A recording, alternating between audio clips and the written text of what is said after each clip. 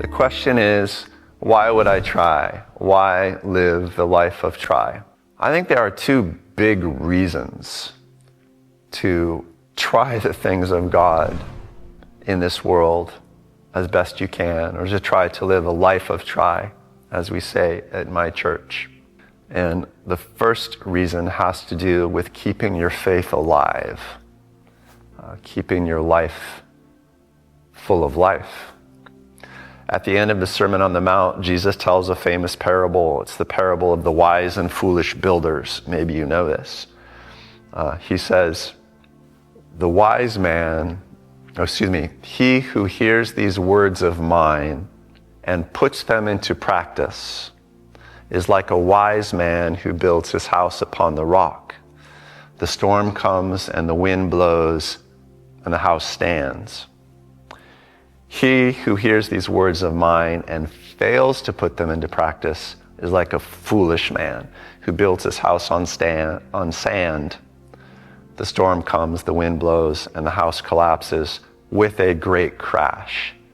He says, he who hears these commands of mine and puts them into practice, in other words, he who knows what I want him to do and tries and makes the attempt, is like a wise man.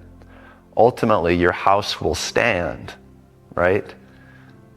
The trials of life will come, but your faith will not fail. Your faith will not fail. It's trying that keeps your faith alive. It's trying that keeps your faith healthy. If you're involved in trying the things of God, the things of the kingdom, the things of ministry, the things of love and sacrifice, then that will keep the heart of your faith beating. And if you fail to practice the commands of Christ, if you fail to try the things of the kingdom, you risk your faith dying. It's like a muscle that you don't exercise. It gets weak, it dies. So that's one reason.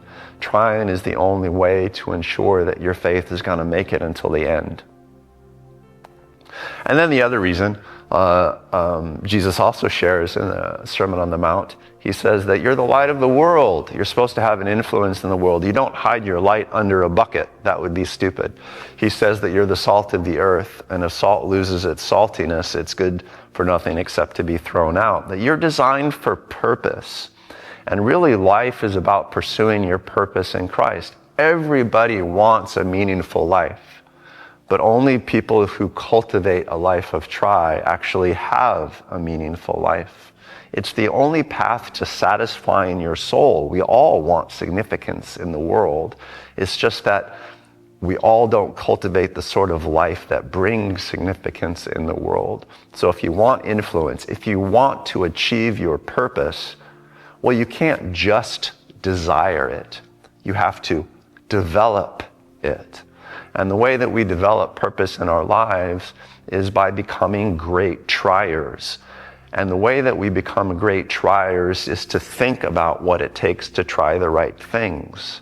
And there's a whole art form to this. There's a whole discipline to it. There are strengths that help you to cross the gap between inaction and action. So people who think a lot about trying and force themselves to try end up doing the things they actually want to do.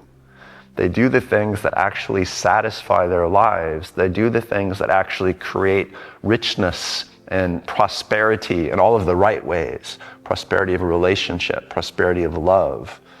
So, two reasons to live the life of try. The life of try is a hard life because it leads to struggle. It leads to failure.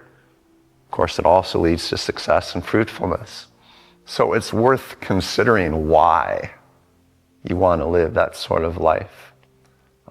It's worth thinking about it often. So I think that's a great question.